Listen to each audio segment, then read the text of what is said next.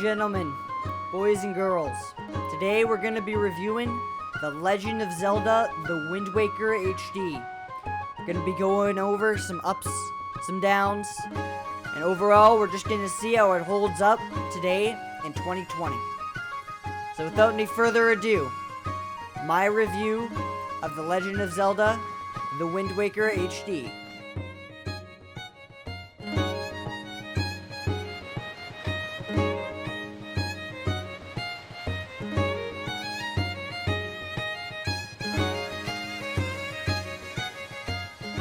Might need to talk to Teach again.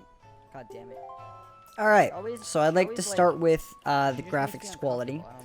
Seeing as it is 2020, you know, that could be quite a big concern for some people, you know, because we're definitely looking closely at our 4K TVs. Honestly, personally, the graphics are fine for me. However, I do need to qualify, I do need to say, rather, that it is running at 720p, and it's not exactly the best looking game. I mean the Wii U, let's get this straight here. The Wii U isn't exactly a graphics powerhouse, not by any means. But I will say that the game does have a this incredible cartoon style that's just photograph. It's I guess you can look at the gameplay on screen, but it almost makes up for it with things like the menu being better. The menu's all cartoony. I think you'll see the menu a little bit later, but everything just looks colorful. It looks nice. It pulls it off at 720p. I'll give it that. So anyway, let's move on to the game itself. So the game itself, I'm going to try to shy away from any spoilers. However, I'm sorry if I do say anything. But I probably won't. It'll probably be more so the gameplay spoiling it. But the game itself took me about 16 hours to beat. I mind you, that's with Twitch Try It. Meaning, I kind of like I was guided through certain parts. But for the most part, if you really wanted to beat it in 16 hours, you could definitely do something like that. The game's open world. It's actually very, very unique because it essentially takes place in a universe where everything's flooded. So you go around on a boat, which is something I don't think any other Zelda game really has. So it's definitely a unique take on the franchise as a whole. So yeah, I think it definitely has its ups, even though the graphics are bad. However, with that said, I do think the main problem with this game isn't actually the graphics or what's actually in the game, because within the game we have things like dungeons, heart pieces, like it's literally everything you would expect from a modern Zelda title, and it holds up. It's great, but the problem is it has one of the worst controls I have probably ever seen.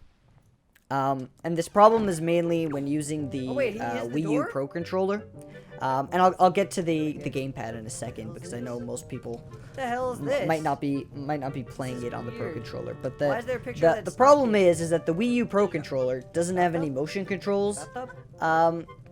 So the aiming here, I'll play the clip, but let's just say that aiming is not an option without motion controls. There's no, I can never turn up the sensitivity, so it kind of ruined the entire game for me, because I was never able to hit things when I needed to hit them. And a big part of this game is being able to use things like the grapple hook, or things like the bow. As you can see in this clip, I actually had to switch from the Wii U Pro controller to the gamepad in order to just use the features that it has. And even when it had that, I was still having issues with things like drift on the motion control with the gamepad. Overall, I felt like I couldn't control the game whenever I was aiming, and it's definitely probably one of the biggest downfalls of this game. Otherwise, I'll show you some clips of of me trying to aim. I was gonna say of some clips of me trying to aim, but yeah. Anyway, I'll let you guys enjoy. It'll be about a minute of this. Use my arrows. And then I'll get into the rest. Hell yeah. If only there wasn't any drift, so I could frickin' aim properly. Jesus. Oh my god. The drift on the Wii U gamepad. I can't... I'm trying to, like, reset it. Oh my god. See, look. I'm not doing anything now, and it just drifted. Why the hell did it drift? Ray of hope shine on the future of the Alrighty. World. Well, let's end this review off with my rating and who I would recommend this to. Okay. So, I'd recommend this game to any Zelda fan.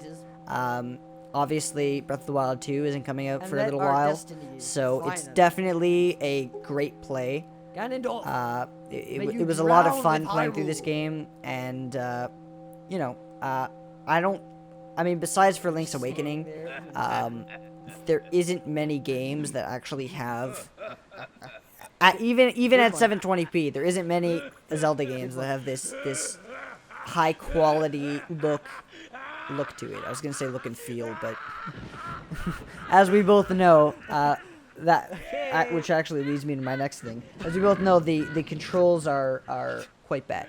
So with that said, I'm actually gonna unfortunately rate this game a 7 out of 10 due to the controls taking away a lot of my gameplay experience. Had the controls been better, laughing at Ganondorf? You're insane. I would probably rate this game a give or take an 8.5, maybe even a 9. It was just that enjoyable, and I had that much fun. I mean, obviously there's like a few issues here and there with you know, obviously there's a handful of glitches, but there's also you know, with chests and stuff, and certain things, like when you open a chest, certain things aren't exactly the smoothest. Obviously, it is quite an old game, especially compared to today's standards. But yeah, anyway, 7 out of 10, that's my review, and yeah, I hope you enjoyed. I'll give it away to the Nam of the past.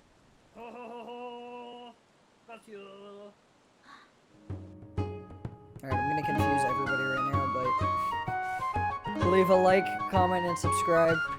Took me hours to do this, so I'd really appreciate it. And, yeah, now that I've confused my Twitch chat, I hope you have a good day. Peace.